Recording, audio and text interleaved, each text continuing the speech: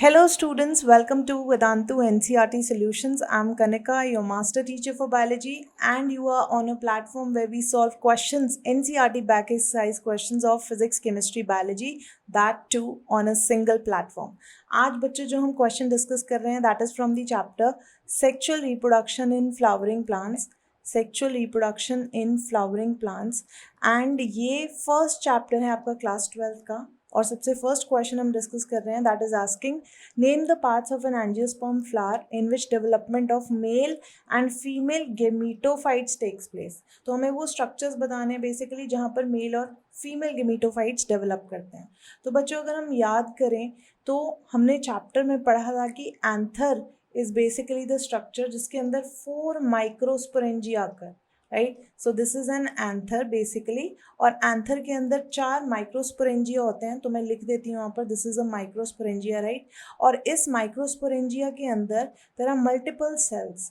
ये जो सेल्स होते हैं these are nothing but microspore mother cells, right. इनको कभी कभी हम PMC पॉलन मदर सेल्स भी कहते हैं, they are sometimes called MMCs और पॉलन मदर सेल्स। बच्चों जब इन माइक्रोस्पोर मदर सेल्स में मियोसिस होता है तो ये क्या बनाते हैं, मेल गेमीटोफाइट बनाते हैं, जिसको हम क्या कहते हैं, माइक्रोस्पोर्स कहते हैं। इन्हीं माइक्रोस्पोर्स को हम मैच्योर होने के बाद पॉलन ग्रेन भी कहते हैं। तो बेसिकली बच्चों ये जो माइक्रोस्पोर्स या पॉलन ग्रेन्स होते हैं यही हमारे कहलाते हैं male gametophyte.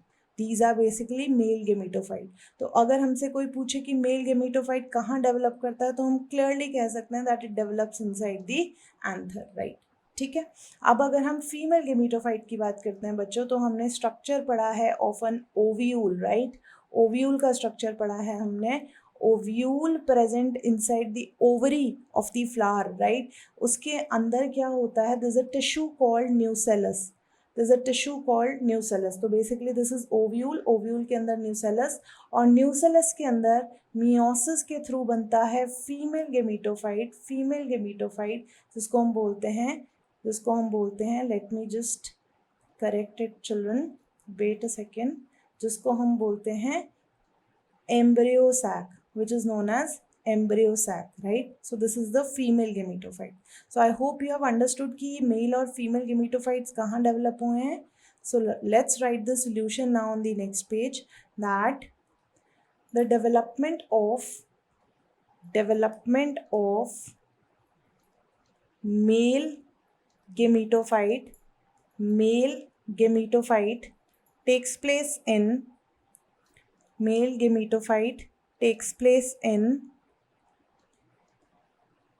the anther, of the flower, right, in the anther of the flower, while development of female gametophyte occurs inside ovule of the flower. So I hope बच्चों आपको ये solution समझ में आया एंड क्लियर हुआ ये क्वेश्चन। To differentiate between microsporogenesis and megasporogenesis, right. हमने ये चैप्टर में पढ़ा है माइक्रोस्पोरोजेनेसिस एंड मेगास्पोरोजेनेसिस का प्रोसेस, तो वो बताना है हमें, उसके बीच में डिफ्रेंशिएट करना है। Also we have to tell which type of cell division occurs in these events, name the structures formed at the end of these 2 events. ठीक है, तो हमें सेल डिविजन का टाइप बताना है और हमें ये बताना है at the end of the 2 events क्या बनता है। तो बच्चों first of all we need to understand कि ये माइक्रोस्पोरोजेनेसिस और मेगास्पोरोजेनेसिस कहाँ पर हो रहे हैं। So as we have studied कि anther is the place where 4 microsporangia आकर, 4 माइक्रोस्पोरेंजिया प्रेजेंट होते हैं एंथर के अंदर, and inside each microsporangia we have cells called mega, in case of this anther we have microspore mother cells, which are also sometimes called PMCs, pollen mother cells, right। तो इन mega microspore mother sales या pollen mother cells में जब meiosis होता है it gives rise to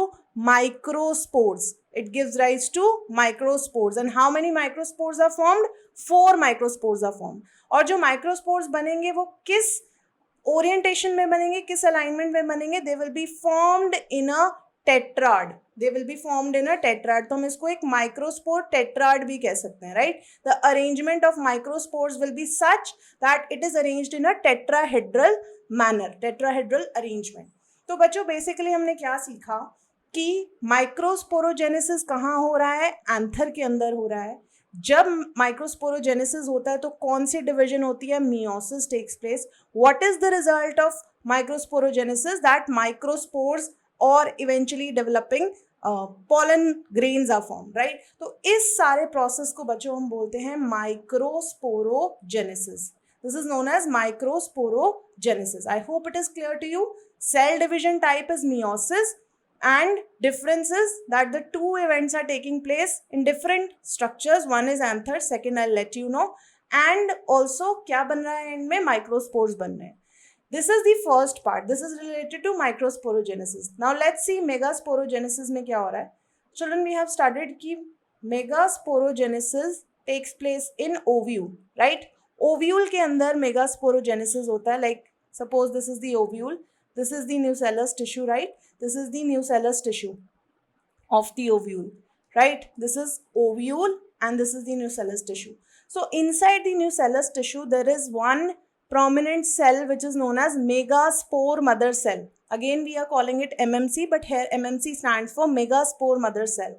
And that megaspore mother cell undergoes meiosis. It undergoes meiosis to give rise to structures called megaspores. How many megaspores are formed? Since meiosis is taking place, तो 4 megaspores बनेंगे.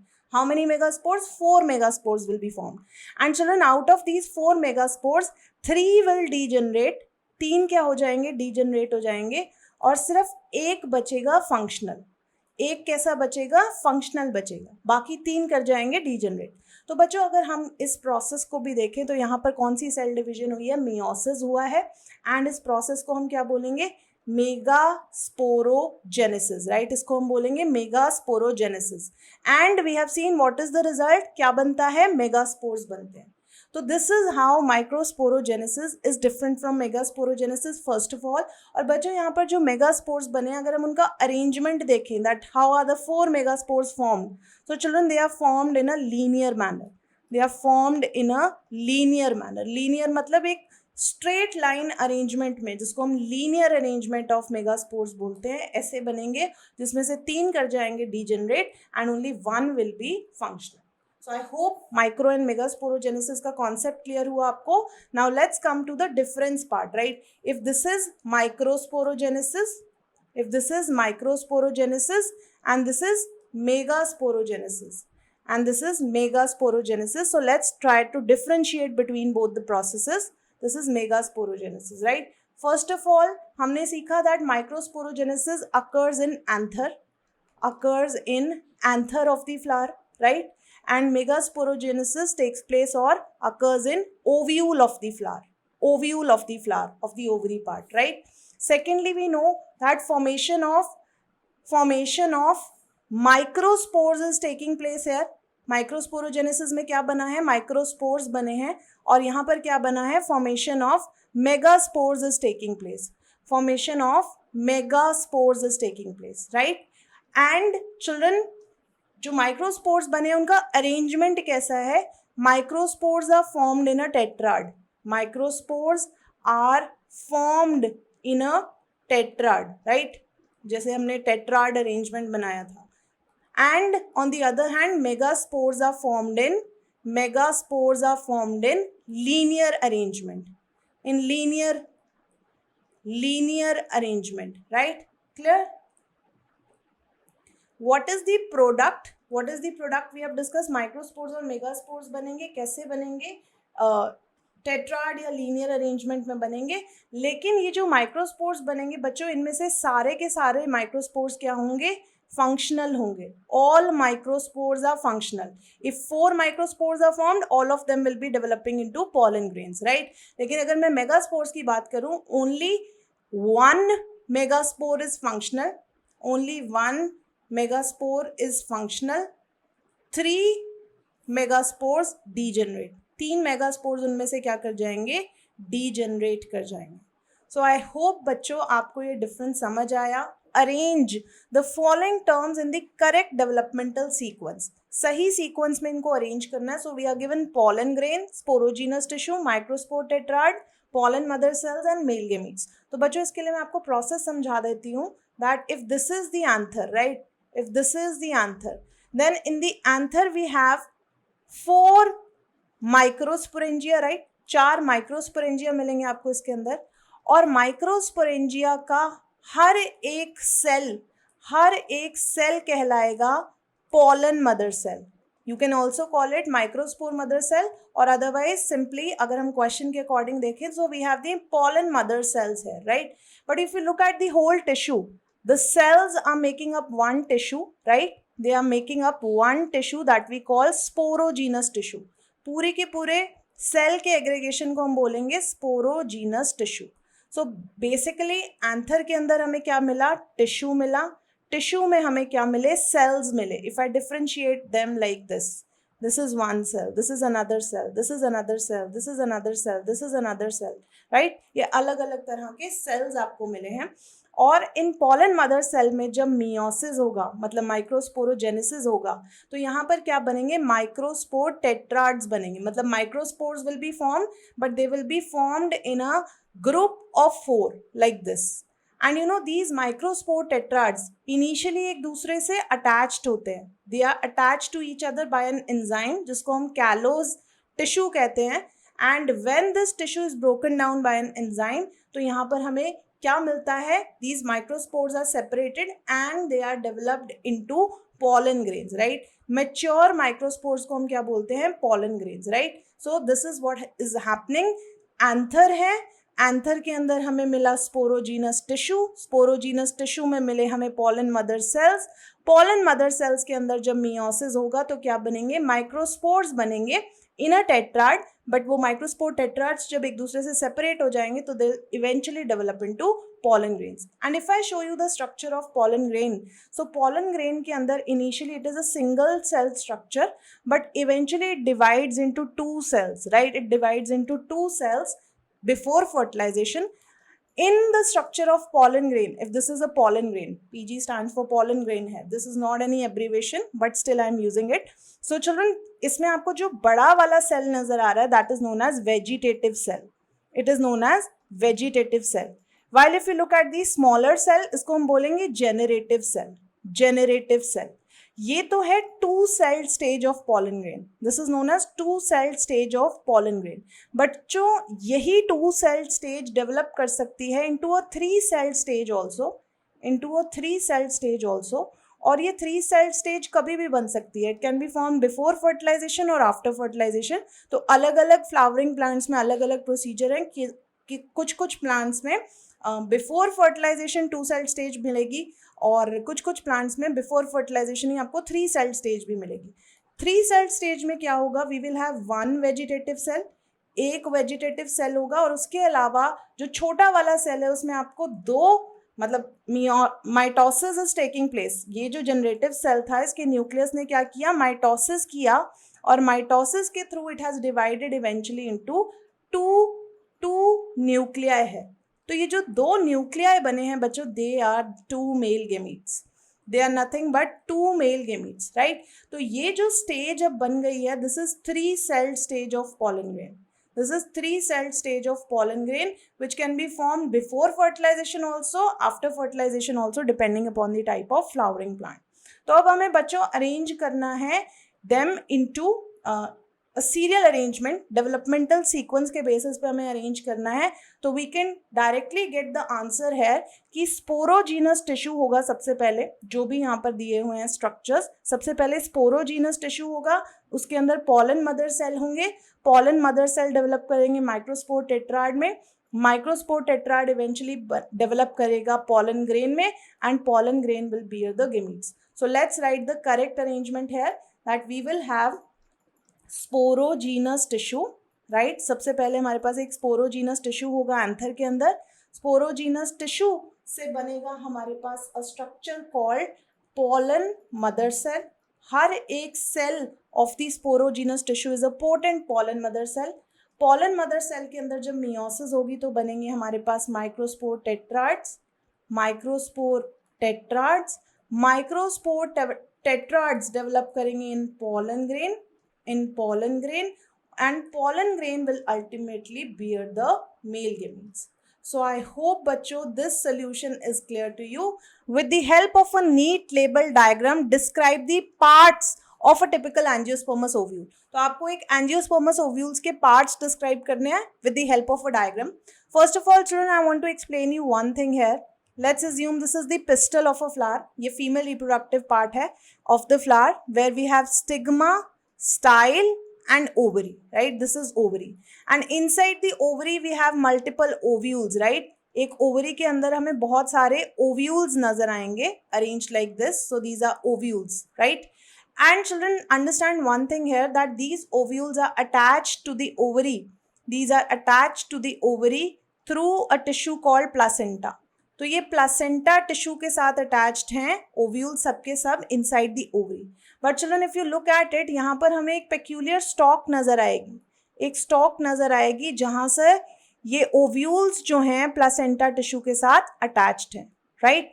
सो we call these stalks as funicle, right? तो सबसे पहले हमें समझना होगा ये जो छोटा सा स्टॉक लाइक स्ट्रक्चर है जो ओव्यूल को प्लासेंटा के साथ कनेक्ट कर रहा है, that is known as funicle. Now we can understand the structure easily. Now see if I draw the structure of an ovule. Let's say this is a typical ovule that you find in an angiospermous plant. This is a typical ovule, right? That you find in a typical angiospermous plant. अगर हम इस stock को देखें बच्चों, ये वही stock है जो मैंने आपको बताया था. It is responsible for attaching the structure of ovule to the placenta tissue. अगर ये placenta tissue है तो ये placenta tissue ovule की body के साथ attach कर रहा है through a stalk called funicle. Through a stalk called funicle, right? And इसी के नीचे हमें एक ऐसा रीजन नजर आएगा जहां से आपको ओव्यूल कनेक्ट करती नजर आएगी with the main body of the ovule. So hilum is nothing but the point of attachment of ovule body with the funicle, right? Clear? Hilum क्या है? वो पॉइंट है, वो स्कार है बेसिकली जो आपको नजर आएगा फ्यूनिकल को ओव्यूल के साथ अटैच करता हुआ. If you look at this side children, ये वाली जो साइड है ये वॉल्स से सराउंडेड नहीं है, this is a free side, right? तो ये जो फ्री साइड है इसको हम बोलते हैं micropylar pole. This is known as micropylar pole. और इस माइक्रोपाइलर पोल पे आपको इवेंचुअली जब ये ओव्यूल डेवलप कर जाएगा सीड में तो आपको एक एंड नजर आएगा, एक पोर नजर आएगा जिसको हम बोलते हैं micropyle, which is known as micropyle, right? तो माइक्रोपाइलर पोल की तरफ एक छोटा सा पोर नजर आएगा जहां से सीड रेस्पायर करेगी, ब्रीथ करेगी, and it is known as micropyle. At the same time children you can see कि ये जो वॉल लेयर्स हैं ये पूरी तरीके से सराउंड नहीं कर रही हैं इस रीजन को. What are these wall layers called? There are two wall layers. One layer is called outer integument and other inner layer is called inner integument. अंदर वाली लेयर को हम बोलेंगे inner integument. तो दो wall layers हैं जो कि सराउंड कर रही हैं ओव्यूल के स्ट्रक्चर को, right? Clear to you? And in the centre you can find a parenchymatous tissue. Centre में आपको एक पैरेन्काइमेटस टिश्यू नजर आएगा, right? Which is known as nucellus. And this nucellus is the main body of the ovule. Main tissue of the ovule. Nucellus की bezel side हम देखें तो इस बेजल साइड को हम बोलते हैं chalaza. Basal side of the nucellus is known as chalaza, which is actually helping to protect. It is actually the side from where the integuments are born. ये जो इंटेग्यूमेंट्स, ये जो आउटर वॉल लेयर्स बॉर्न हुई है, ये चालिजा से ही born हुई है. And the pole towards the chalaza is known as chalizal pole. Pole towards the chaliza is known as chalizal pole. So I hope you are clear with the structure now. Now let's write the parts of the ovule which we have studied in this diagram. Right? Clear? अब हम एक एक part को define करेंगे. यहाँ पर सबसे पहला स्ट्रक्चर जो मैं यहाँ पर लिख रही हूँ that is funicle. Funicle students, as I told you, funicle is the part that is serving as the point of attachment. It is a stalk-like structure attaching the ovule to the placenta. So I'm writing the definition here. Funicle is a stalk-like structure. It is a stalk-like structure that connects the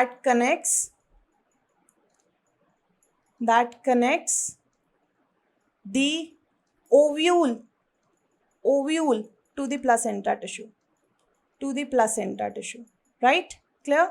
second reason जो हमने देखा था after funicle, that was hilum. That was hilum. So hilum was nothing. It was the point of attachment of funicle with the main body of the ovule.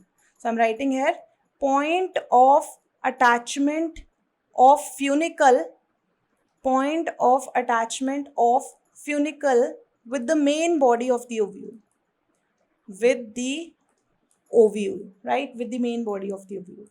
Thirdly, we talked about a structure called integuments. Integuments क्या थी? Outer wall layers थी जो ovule को surround करती हैं and they provided protection. So integuments are layers, outer layers that surround the ovule and provided protection and protects it, right? Clear?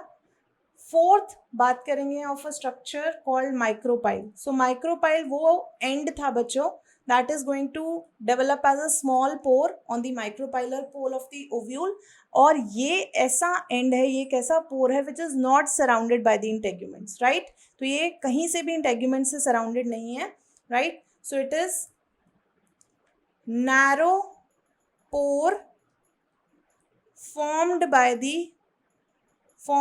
the projections of the integuments. ऐसा लगता है कि integuments ने ये रीजन खाली छोड़ दिया है, राइट? ये पोर ओपन छोड़ दिया है, but it is from sidewards it is projected by integuments only, but it is at the top position open. Narrow pore formed by the projections of integuments, right? Clear? Narrow pore formed by the projection of integuments. इसके बाद अगर मैं बात करूं of tissue, parenchymatous tissue that we had discuss, nucellus, right? Nucellus. So nucellus is the tissue basically which was parenchymatous in nature and it was comprising the main body of the ovule. Parenchymatous tissue which is full of food reserve, right? Parenchymatous tissue rich in food reserve comprises the main body of the ovule. So ज़्यादा से ज़्यादा structure is comprised by nucellus itself, main body of the ovule. Okay, noted. After this, children, we are going to write about the this chaliza, right? Chaliza was a region जहाँ से integuments originate कर रही थी, right? So chaliza was a point. If I show it you in the structure, if this is the structure, so chaliza was the point from which the integuments were originating. इसको हम यहाँ तक भी exceed कर सकते हैं, right? So chaliza was the point from where the integuments were originating, right? Clear to you? This need not to be made here, okay? Like this. So let's come back. Chaliza, let's write about it. It is the basal portion of the nucellus, from where the integuments originate, of the ovule originate. I hope it is clear. So these are the important parts of the structure of an ovule, right? I hope it is clear to you, children. What is meant by monosporic development of female gametophyte? Female gametophyte की monosporic development से आप क्या समझते हैं? First of all, you need to understand this, children, कि जब हमने कहा था कि एक nucellus tissue जो है ovule का, like this is the ovule, right? And this is the nucellus tissue. तो nucellus tissue में से बहुत सारे cells में से सिर्फ एक ही functional cell होता है that starts behaving as megaspore mother cell. And as you know the nature कि nucellus tissue diploid था, तो ये जो megaspore mother cell है ये भी diploid होगा, right? Now children, this megaspore mother cell, it undergoes meiosis and it gives rise to 4 megaspores. ये क्या बनाता है? 4 megaspores बनाता है. और बच्चों आपको पता है कि जब भी meiosis होता है तो जो क्रोमोसोम नंबर होता है वो हाफ हो जाता है. तो ये megaspore mother cell was 2n, तो ये जो 4 megaspores बने हैं they will be of the ploidy level n. That is, if it was diploid then the type of megaspores formed will be haploid. तो यहाँ पर कैसे megaspores बनेंगे? Haploid megaspores बनेंगे. बट चिल्ड्रन इन 4 मेगास्पोर्स की क्या फेट है, इनमें से actually they are form like this, they are formed like this in a linear manner, right, in a linear manner. But children इनमें से 3 megaspores actually degenerate कर जाते हैं, they are not used further, they are eaten up as a food by the nucellus tissue. And children, only one of the megaspores actually remains functional, only one of the megaspores actually remains functional. तो बच्चों ये जो functional वाला megaspore है, ये जो functional वाला megaspore है, सिर्फ ये ही डेवलप करेगा into female gametophyte. Only this one functional megaspore will develop into female gametophyte, that is embryo sac. तो बच्चों ये जो डेवलपमेंट है फीमेल गेमेटोफाइट की, ये कितने मेगास्पोर से हुई? From only one megaspore, from only one megaspore, one functional megaspore, because rest 3 क्या कर गए? डीजनरेट कर गए. तो चिल्ड्रन इस तरह के डेवलपमेंट प्रोसीजर को, डेवलपमेंट प्रोसेस को हम मोनोस्पोरिक डेवलपमेंट कहते हैं. When the functional female gametophyte is form from one functional megaspore, it is known as monosporic development of female gametophyte. So I hope it is clear to you. Let's understand the solution to this now, that the development of female gametophyte from one functional megaspore is known as megasporic development. It is known as monosporic development. It is known as monosporic development. What happens in monosporic development? In this one megaspore mother cell which is diploid, right? So you can write it in the bracket 2n. One megaspore mother cell undergoes meiosis. It undergoes meiosis to form 4 megaspores, out of which one is functional and rest 3 degenerate, and rest 3 megaspores degenerate. So basically बच्चों इस तरह की development को female gametophyte की, जिसमें one functional megaspore होता है, 3 degenerate कर जाते हैं. सो such type of development of female gametophyte from one functional megaspore is called monosporic development. I hope this question is super clear to you now. You can see this is question number 6, which is asking, with a neat diagram explain the 7-celled 8-nucleate nature of the female gametophyte. So female gametophyte बच्चों में पता है that embryo sac is the female gametophyte in case of angiosperms. और ये बनता कैसे है? Children, this is one functional megaspore. हमें पता है कि 4 megaspores बने थे, जिसमें से सिर्फ only one is functional and rest 3 will degenerate. That is monosporic development. So this is one functional megaspore which is going to undergo mitotic division. So this is first mitotic division. This is first mitotic division.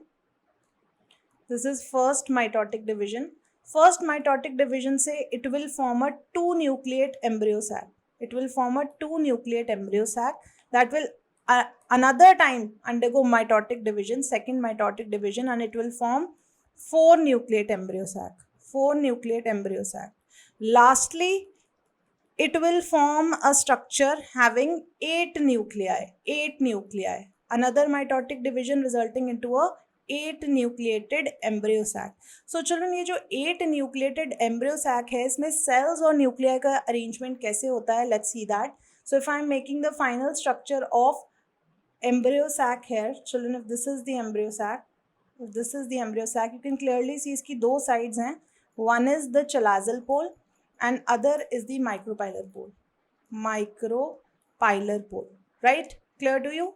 Chalazal pole पे हमें 3 cells नजर आएंगे, that is antipodal cells with 3 nuclei, 3 cells, that is antipodal cells.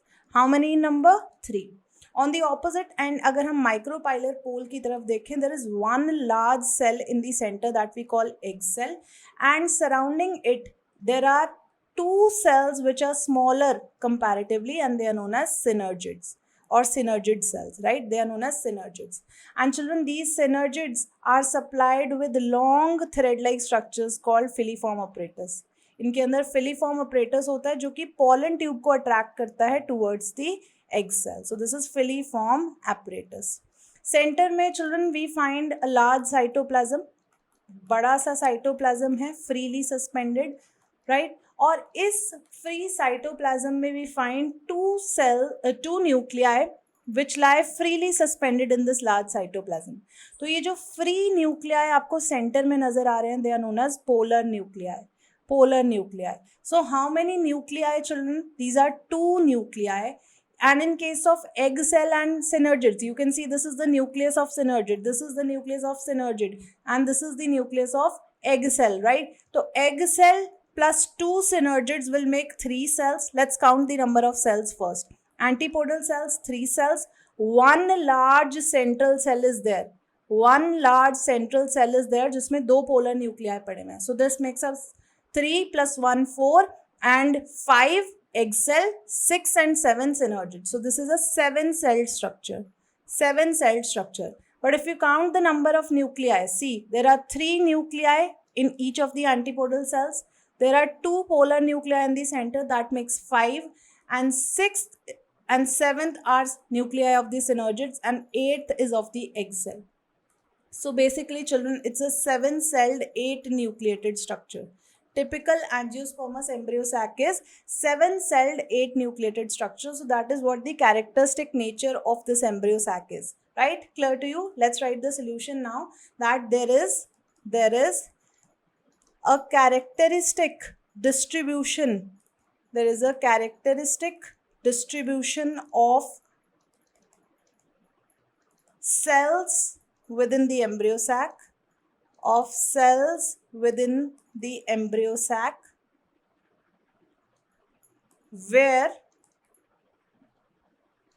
where I'm writing here 3 antipodal cells are located on the chalazal side, right, on the chalazal pole. 2 polar nuclei are located freely suspended in the large central cell, and at last we have the micropylar pole where there is an egg apparatus located. So you can call this egg cell and synergids together as egg apparatus, right? Clear? So there is egg apparatus with single egg cell and two synergids on adjacent sides of it,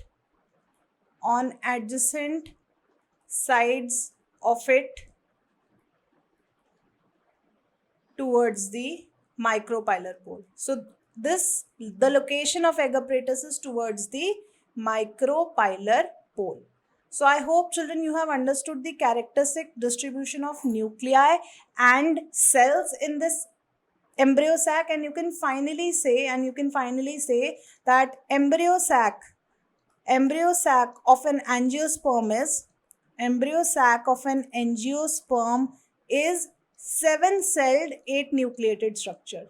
7-celled, 8-nucleated structure. So I hope, children, this is clear to you. The 7th question, what are chasmogamous flowers? Can cross-pollination occur in clistogamous flowers? Give reasons for your answer. So children, first of all, हमें समझना होगा what are chasmo and clistogamous flowers.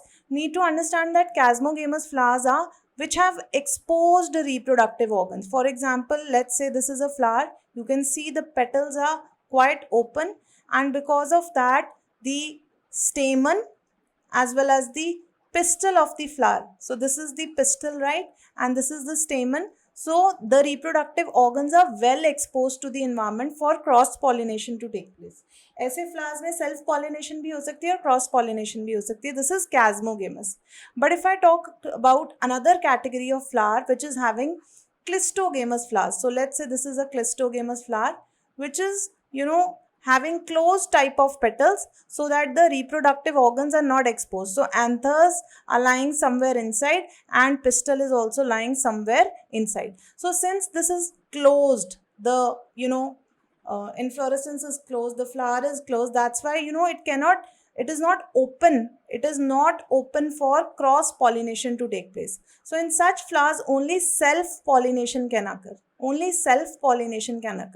and we call such type of flowers as clistogamous flowers, right? तो ऐसे flowers में cross pollination नहीं हो सकती. So children, they are asking you what are chasmogamous flowers. Chasmogamous flowers वो होते हैं जिनमें ओपन पेटल्स होती हैं. So let's write the definition children. Chasmogamous flowers have open petals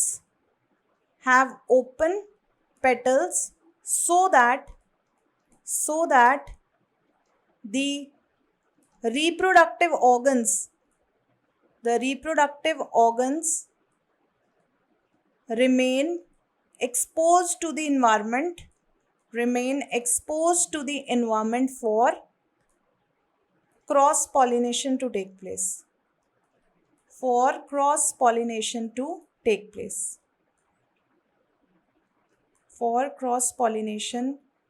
take place. Right? And secondly, they are asking in the question, can cross pollination occur in clistogamous flowers? So as we know, they are closed flowers, so only self pollination can occur and cross pollination cannot occur. So in clistogamous flowers,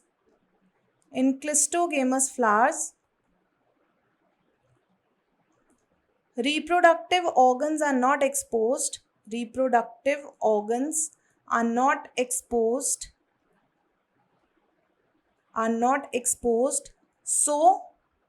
cross pollination cannot take place. So cross pollination cannot occur or cannot take place.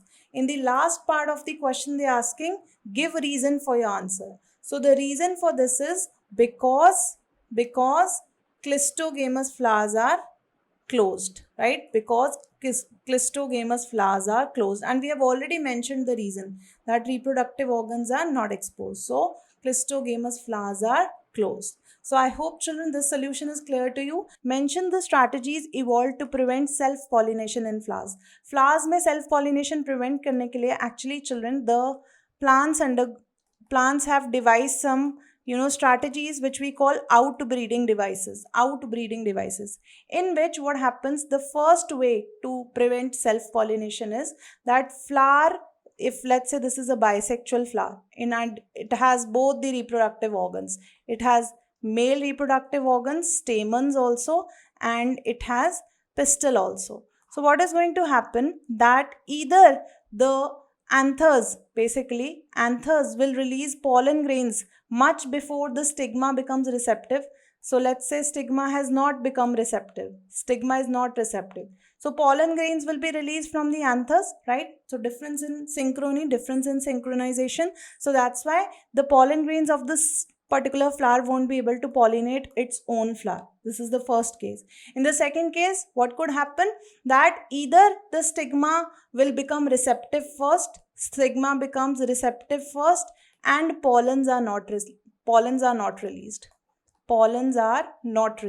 So children, this is the case where, again, self-pollination will not take place. The pollen grains will be mature at different time, and, stigma will become receptive at different time.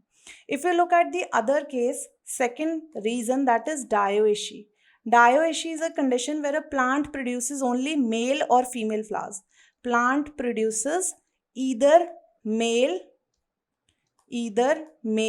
or female flowers. Right? So what is going to happen basically, children? Let's say this is a papaya plant, right? This is plant number A and this is papaya plant. Children, this papaya plant is only going to produce flowers which are having only male reproductive organs. So basically the kind of flowers present in this papaya plant are male type. If you look at another plant of papaya, maybe it is producing only female flowers. So children, basically when a plant is producing ya to male or female flowers, so in that case it is known as dioecious condition. So children, if the plant is dioecious, then it won't be able to self pollinate. Of course it has to send its pollen grains to some other plant for cross pollination to take place. So these are the two reasons. Let's write them now. That what are the two ways by which the plant can prevent self pollination. Plant can prevent self pollination by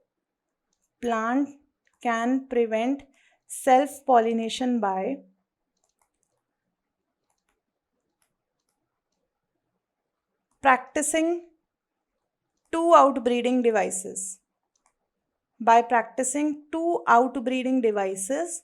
Out of which the first one is non-synchronization between stigma receptivity and pollen release. Right? Clear to you? And second reason is that if the plant is dioecious, that is having only male or female flowers, that is produces either male or female flowers, then it always has to perform cross pollination. So I hope children this solution is clear to you. What is self-incompatibility? Why does self-pollination not lead to seed formation in self-incompatible species? So basically पहले हमें self incompatibility बताना है क्या होता है, उसके बाद हमें बताना है कि सेल्फ पॉलिनेशन से क्यों सीड फॉर्मेशन नहीं हो पाता है in case of self incompatible species. So first of all we need to understand children what is self incompatibility. Self incompatibility क्या होता है? Generally children it is a genetically controlled mechanism. जैसे कि अगर एक फ्लावर है तो उस फ्लावर में अगर सेल्फ पॉलिनेशन होती है, let's say these are the anthers, they have released pollen grains and pollen grains land upon the stigma of the same flower. This is the stigma of the same flower.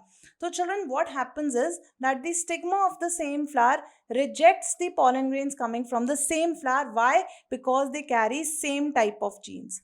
So if the stigma realizes that on receiving pollen grains from the same flower that they carry the same genes, they are going to reject the pollen grains, and this particular mechanism is known as self incompatibility. And you can clearly understand अगर self incompatibility होगी तो seed formation नहीं हो पाएगी, because self pollens are prevented from entering the ovule. Self pollens are prevented from entering the ovule, and hence fertilization will not take place and ultimately the seed will not be formed. So I hope it is clear to you. Let's write self incompatibility is a genetically controlled mechanism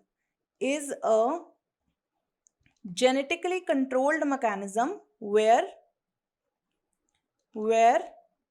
the pollens of the same flower or plant, even plant is also having the same genes na. So if the pollens come from different flower of the same plant also, they also prevented.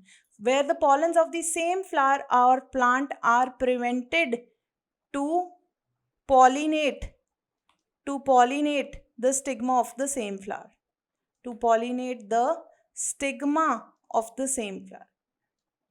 So the second part of the question was stigma of the same flower. So what was the second part of the questions? It was asking, why does self-pollination not lead to seed formation in case of self-incompatible species?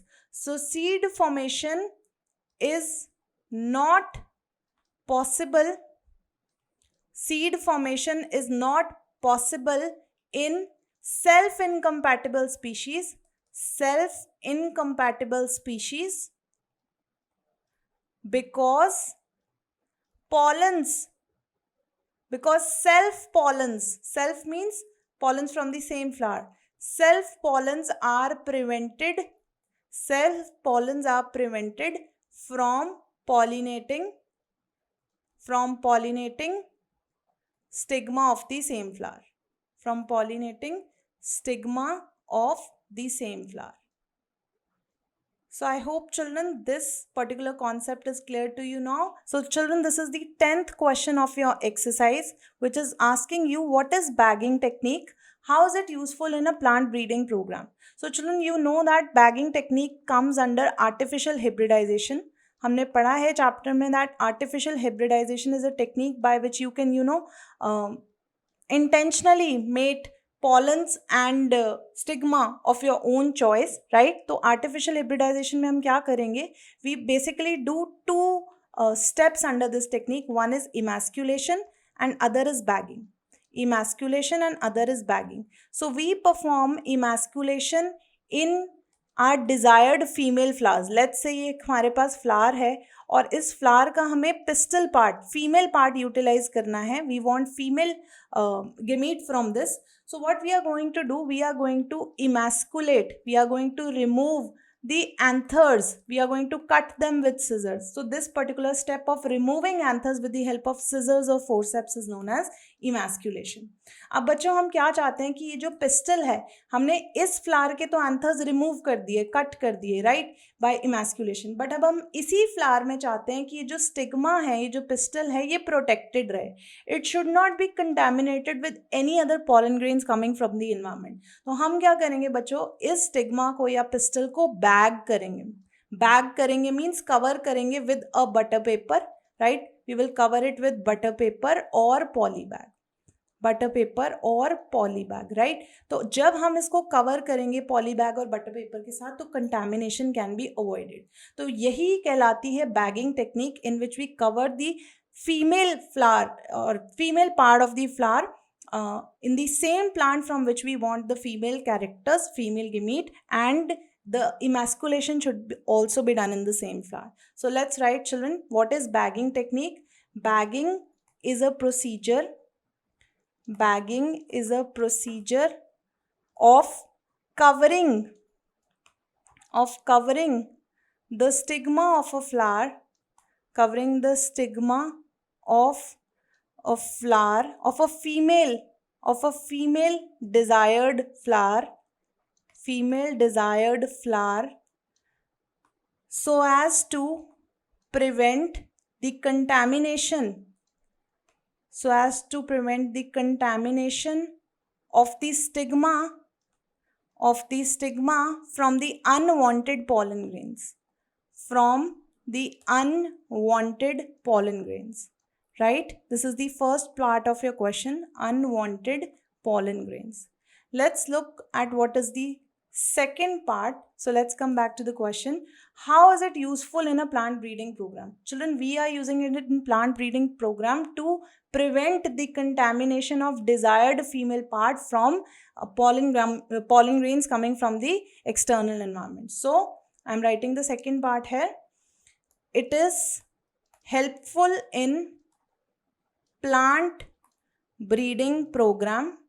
It is helpful in plant breeding program to prevent the desired stigma from contamination with pollen grains coming from external environment,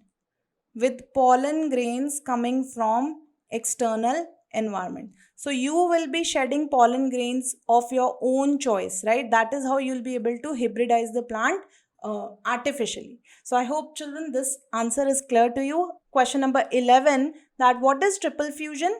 Where and how does it take place? Name the nuclei involve in triple fusion.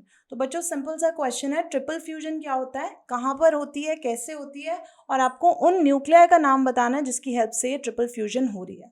तो सबसे पहले हमें समझना होगा children that inside the embryo sac we have studied the structure that there are 3 antipodal cells towards the chalazial end। ये 3 antipodal cells हैं।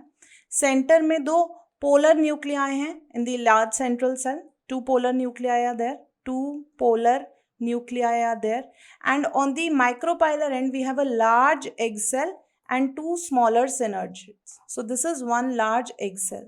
So children, what is going to happen कि जब भी pollen tube germinate करेगी तो it will enter into the ovule and it will enter into the embryo sac from the micropylar end। तो micropylar end से entry होगी pollen tube की inside the embryo sac। अब जब pollen tube यहाँ पर enter करेगी, this is the pollen tube, right? pollen tube enter करेगी तो it will be directed towards the egg cell। egg cell में सबसे पहले जाएगी and it will release the first gamete। first gamete यहाँ पर fuse करेगा with the egg cell and it will result into a structure called zygote। it will result into a structure called zygote। फिर ये male gamete जो है, जो second male gamete था, you know pollen tube is bringing 2 male gametes। further it will release the male gamete into the cytoplasm of the central cell where the 3 nuclei, this is the male gamete and the 2 polar nuclei fuse together। so this is male gamete and you can clearly see these were 2 polar nuclei, right? These were 2 polar nuclei which fuse in the large central cell to give rise to a structure called, when these 3 nuclei will fuse, they will give rise to a structure called PEN, that is primary endosperm nucleus, which further will develop into PEC, primary endosperm cell, and ultimately a structure of triploid level will be formed, that is endosperm। तो बच्चों क्या हुआ, क्योंकि यहाँ पर 2 polar nuclei और 1 male gamete ने fuse किया तो यहाँ पर 3 न्यूक्लियाई फ्यूज किए। That's why this event is known as triple fusion. Right? कहाँ पर हुआ है ये event? It has taken place in the embryo sac. कितने न्यूक्लियाई और कौन कौन से न्यूक्लियाई इन्वॉल्व हैं? There are 2 polar nuclei and 1 male gamete involve in the fusion of triple nuclei. So I hope it is clear. Let's write the answer now. First of all, we have to answer what is triple fusion. So triple fusion is the process of fusion of 2 polar nuclei and 1 male gamete in the cytoplasm, in the basically embryo sac, in the cytoplasm of the embryo sac, and if you want to specify the location you can write it in the bracket that it is occurring in the central cell, large central cell, right? Clear to you? Second question that they had asked is where and how does it take place? So we have already written it takes place by fusion of 3 nuclei, that is 2 polar nuclei and 1 male gamete, right?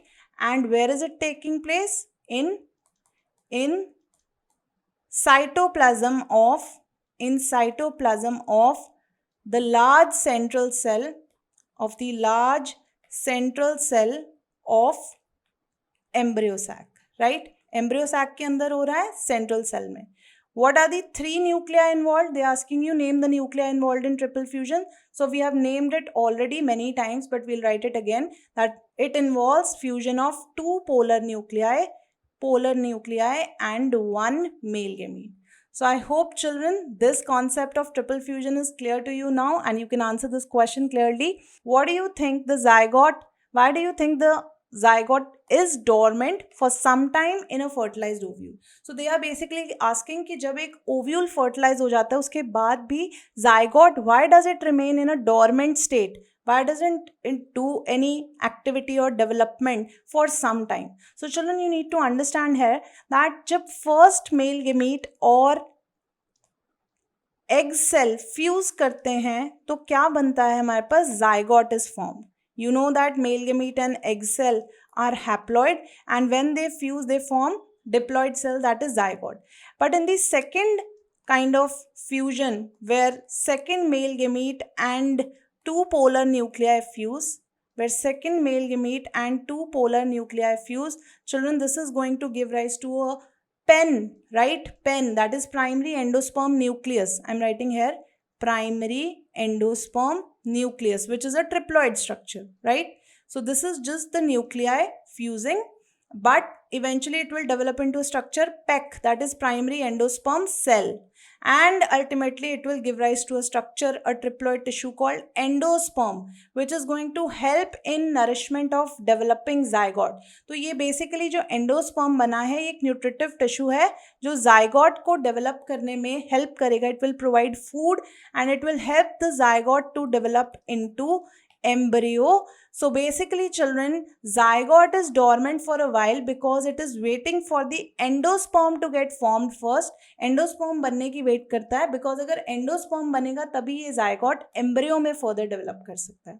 So that's why the zygote is dormant for some time in a fertilized ovule. So let's write this answer. Zygote is dormant for some time in the fertilized ovule, for some time in the fertilized ovule, because only after the development of, only after the formation of endosperm, only after the formation of endosperm by triple fusion, it can further develop into, zygote can further develop into embryo. Zygote can further develop into embryo. So I hope children this particular answer is clear to you now, that why does zygote remain dormant for a while in the fertilized ovule, जिसमें हमें differentiate करने को कहा है between hypocotyl and epicotyl, coleoptile and coleorhiza, integument and testa, and lastly perisperm and pericarp. So let's begin with the A part. Children, perisperm और pericarp में difference समझने के लिए you need to know the structure of a dicot seed. So let's say this is a dicot seed. You can see there are two cotyledons. In the center you can see there is an embryonal axis. So this is an embryonal axis. If you look at it children, centre में embryonal axis के हमें एक node मिलेगा जिसको हम बोल सकते हैं कॉटिलेडनरी नोड, जहां से कॉटिलेडन्स अराइज कर रहे हैं. And children, whatever portion you see above this cotyledonary node is epicotyl. It is epicotyl. And whatever portion you see below this cotyledonary node, that is hypocotyl. If you look at the tip of epicotyl, आपको एक structure मिलेगा, एक point मिलेगा, that is called plumule, that is going to give rise to stem. And if you look at the tip of hypocotyl के tip पे आप देखोगे तो आपको एक स्ट्रक्चर मिलेगा called radicle is going to give rise to root in the future. तो बच्चों अगर देखा जाए, एपिकोटाइल वो रीजन है वो कॉटिलेडन्स के अबव लेवल पे मिलेगा आपको, और हाइपोकोटाइल वो रीजन है जो आपको कॉटिलेडन्स से लोअर लेवल पे मिलेगा. सो let's write the difference. If this is hypocotyl and this is epicotyl. So hypocotyl is the region of embryonal axis below the level of cotyledons. Below the level of cotyledons is known as hypocotyl. This is the first point, right? And epicotyl is the region of embryonal axis above the level of cotyledons. This is above the level of cotyledons. cotyledons के ऊपर वाली side जो आपको portion मिलेगा, that is epicotyl. Secondly children, it had radical at its tip. Hypocotyl की बात हो रही है, it had radical at its tip. और अगर हम एपिकोटाइल की बात करें, it had plumule at its tip. So obviously plumule से stem arise करेगी and radical will develop into root. Second point of difference जो हमसे पूछा गया, that is between coleoptile and coleorhiza. Children, if we look at the structure of a monocot embryo, monocot embryo अगर हम देखेंगे तो we can see कि यहाँ पर हमें above portion of the embryonal axis में जो point मिलता है that is known as plumule, and if we look at the below portion of the embryonal axis you will find a structure called radicle, जैसा हमने dicots में किया है. But ये जो plumule है it is covered by a sheath like covering which is known as coleoptile, and in case of monocots the radicle is covered by another sheath like covering called coleorhiza. तो बच्चों अगर हम differentiate करें between coleoptile and coleorhiza, the difference is that coleoptile is a sheath like covering above plumule, and coleorhiza is an undifferentiated sheath like covering, again undifferentiated sheath like covering present over radicle. So I hope the difference is clear to you. If we come to the third part of our question, that is difference between integument and testa. तो बच्चों आपको याद होगा कि ovule के structure में we have done कि ovule covered होता है इंटेग्यूमेंट से. There is an outer integument, there is an inner integument, right. On the other hand जब ये ओव्यूल डेवलप कर जाता है इनटू अ सीड, तो सीड के पास भी दो प्रोटेक्टिव लेयर्स होती हैं. Outer layer that is testa जो आउटर इंटेग्यूमेंट से ही बनी है क्योंकि आपको पता है ovule develops into a seed after fertilisation, और इनर लेयर को बोलते हैं टेगमेन. तो बच्चों बेसिकली इंटेग्यूमेंट्स की बात करूं तो it is outer wall layer in case of ovule. Integument is outer wall layer of ovule. और अगर मैं टेस्टा की बात करूं that is outer wall layer of seed. Is that clear to you? सबको समझ आया? And lastly children they are asking you difference between perisperm and pericarp. तो बच्चों आपको याद करना होगा आपने पेरीस्पर्म कहाँ पढ़ा है? सीड के अंदर. That there are perispermic seeds which have nucellus persistent in them. वैसे तो सीड के अंदर न्यूसेलस पूरा का पूरा कंज्यूम हो जाता है as a food, but children जिन सीड्स के अंदर reserve food material in the form of nucellus बच जाता है, that was actually present in embryo sac earlier, ऐसी सीड्स को पेरीस्पर्मिक सीड्स कहते हैं. एंड पेरीकार्प आप सबको पता होगा that it is the fruit wall which is technically called pericarp. Fruit wall को टेक्निकली हम पेरीकार्प कहते हैं. So children if you want to write the difference between perisperm and pericarp you can take a note that perisperm is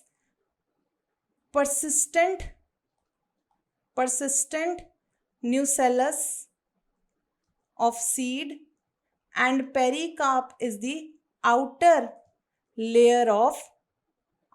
wall layer of fruit. Okay, outer wall layer of fruit. And if you want to give the example here, you can take the example of beetroot here. Why is apple called a false fruit? पहली बात, apple को false fruit क्यों कहते हैं? Which parts of the flower form the fruit? So first of all children you need to understand the concept of false fruit. False fruit बच्चों वो fruit होता है which has developed from any other part except ovary. वैसे generally जो भी fruits बनते हैं they are formed from the transformation of ovary after fertilisation. But children if the fruit is formed from any other part, for example if it is formed from the thalamus of the flower, thalamus is the stalk of the flower, like the swollen region above the stalk of the flower, this is thalamus, right? So this is the stalk and this is the thalamus. Sometimes the fruit is also formed from the stalk of the flower, and what do we call the stalk of the flower? It is known as pedicel, right? So one such example of false fruit which is given in your NCERT book is of apple, right? Apple. So children, when you eat an apple, have you ever noticed that the fleshy part that you are eating is nothing but a false fruit? It has actually developed from thalamus of the apple flower. It has developed from the thalamus of the apple flower. And children, if you look at the middle region, which is quite cartilaginous, which is seeded, right? This cartilaginous part is actually true fruit of apple. which is made from ovary, right? So basically, why is apple called a false fruit? Because it has been developed from secondary parts of the flower and not from the ovary. Which part of the flower forms the fruit? It is the thalamus part of the flower, apple flower, that forms the fruit. So let's write this answer. Why is apple called a false fruit? Apple is called a false fruit. Apple is called a false fruit because it is formed from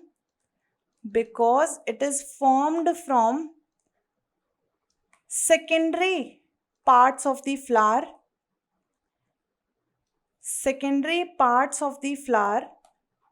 except ovary, right?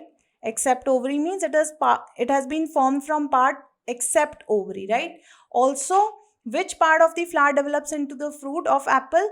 Thalamus part of the flower. Thalamus part of the flower gives rise to false fruit in apple.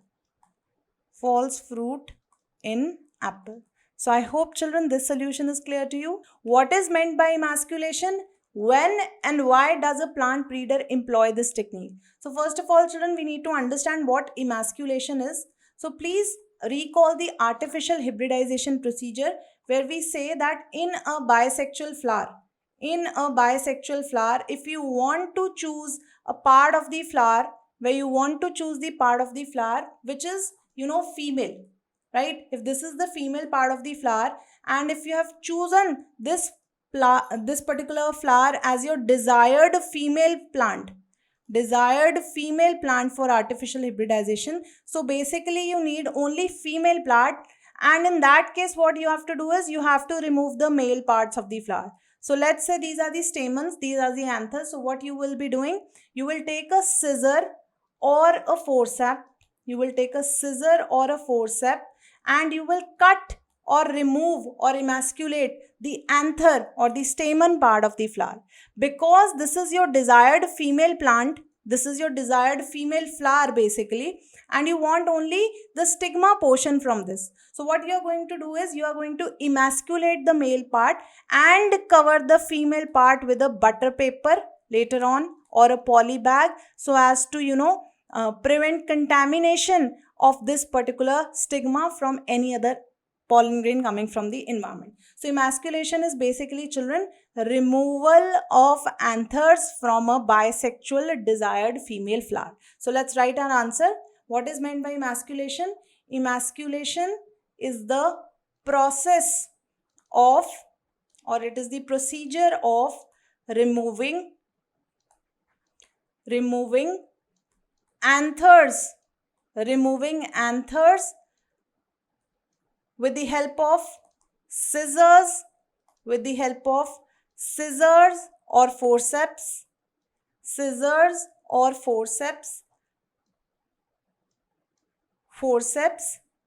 to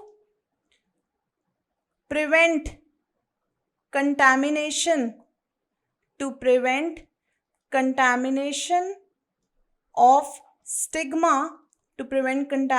of stigma, from the pollen grains of the same flower. Of the same flower. Is that clear?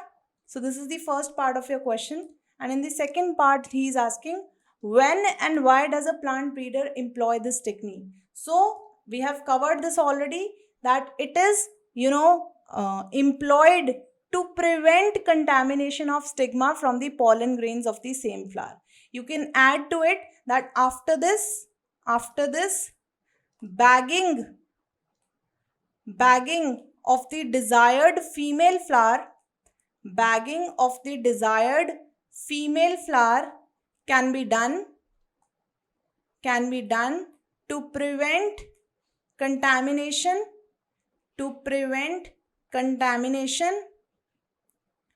from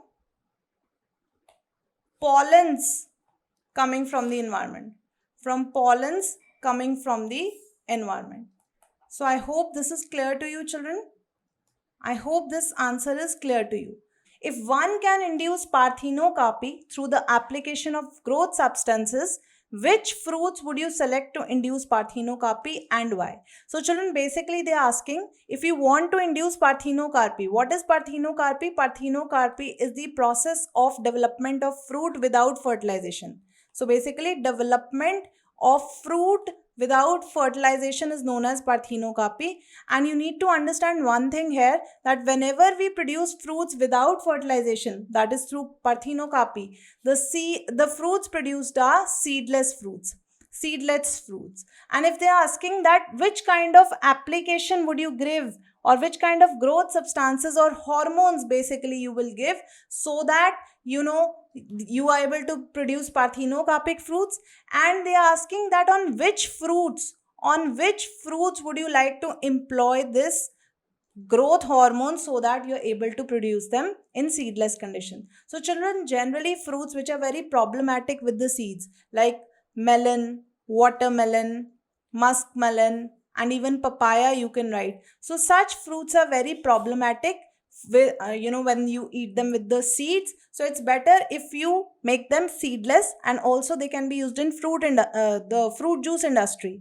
जो fruit juices industry होती है, उनकी पहली requirement क्या होती है? Seeds remove करना. तो अगर हम इनको सीडलेस बना देंगे वेराइटीज को with parthenocarpy, so this job will become simple, right? So basically the type of plants, the type of fruits in which you would select to induce parthenocarpy would be problematic fruits like melon, watermelon, papaya, etc. So let's write the answer for this.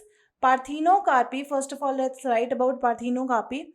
Parthenocarpy refers to production of fruits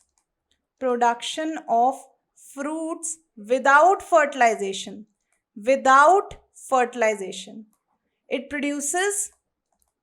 It produces seedless fruits. Without seeds बनेंगे आपके fruits, right? And which plants would you select to induce parthenocarpy? So basically we'll write that fruits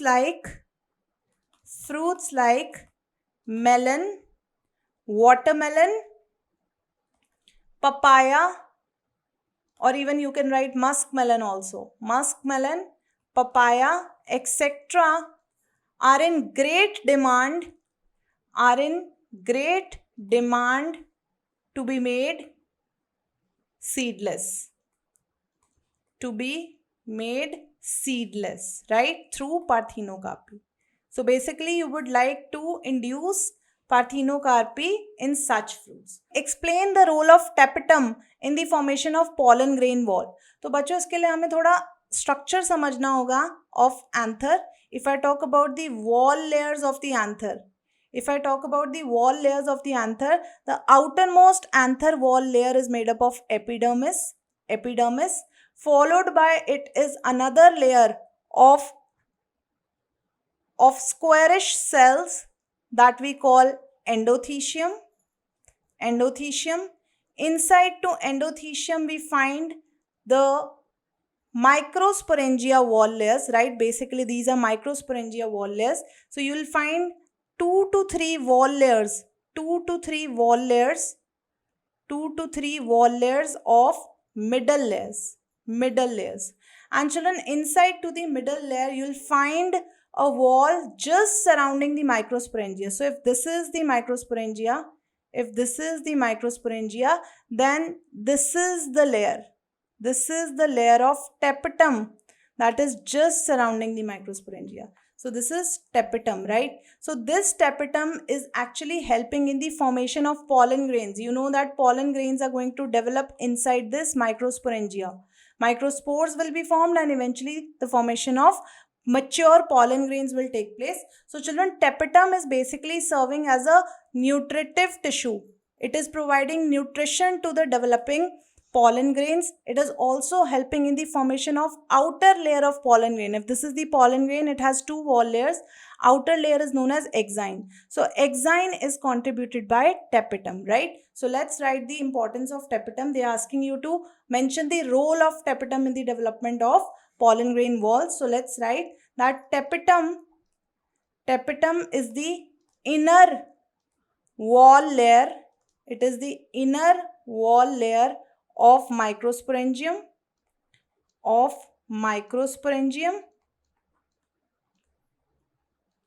And it plays a great role in formation of pollen grains. And children, it is a nutritive tissue. It carries a lot of enzymes, it carries a lot of amino acids, proteins, carbohydrates, so that it can provide nutrition to the developing pollen grains. It plays a great role in formation of pollen grain. It is a nutritive tissue. It is a nutritive tissue layer that provides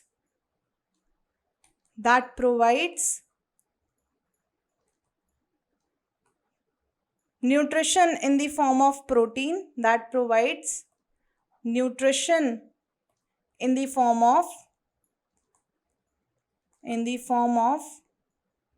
protein,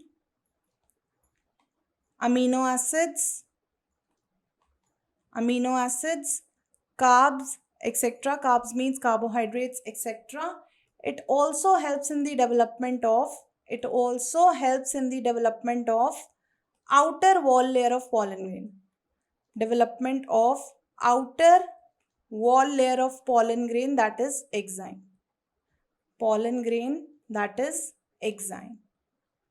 So I hope children now you are clear with the functions of tapetum in a flower. Children, this is question number 18, last question of your exercise, where it is asking what is apomixis and what is its importance. So first of all children, समझना होगा what is apomixis. Apomixis वो process है जिसमें seeds बनते हैं fruit में लेकिन without fertilization. So basically it is the production of seeds without fertilisation. और क्योंकि बच्चों इसमें सीड्स बन रहे हैं तो ये कैसा मेथड लग रहा है, सेक्सुअल मेथड लग रहा है, but it is actually a asexual method क्योंकि इसमें फर्टिलाइजेशन नहीं हो रहा है. So we can say it is an asexual reproduction mimicking sexual reproduction. It is a method of asexual reproduction mimicking sexual reproduction. Right? Clear to you? And now in the second part they are asking what is the importance of apomixis seeds. तो अगर apomictic seeds हम बना रहे हैं तो उसकी importance क्या है कि बच्चों यहाँ पर fertilization नहीं हो रहा है तो mating of gametes से नया combination नहीं बन रहा है. तो whatever combinations were present in the parent, जो भी parent में present था directly वो seed बनाएगा तो क्या होगा, as such characters pass on हो जाएंगे to the next generation. So the importance is that you can prevent the loss of characters from the parent. So what is the importance? Let's write it here. It prevents the loss of parental characteristics. In the next generation.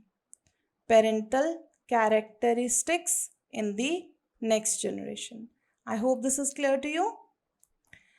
एक और importance हम यहाँ पर mention कर सकते हैं कि बच्चों अगर हम सब के सब हाइब्रिड सीड्स को, जितने भी हाइब्रिड सीड इंडस्ट्री में हम सीड्स प्रोड्यूस करते हैं, अगर हम सबको एपोमिक्टिक बना दें तो हमें हर साल हाइब्रिड सीड्स प्रोड्यूस करने की ज़रूरत नहीं पड़ेगी. हम डायरेक्टली एपोमिक्सिस के थ्रू उन सीड्स से प्लांट और उन प्लांट से नेक्स्ट जनरेशन ऑफ सीड्स बना सकते हैं. So second importance could be if all hybrid seeds are converted into apomictic seeds,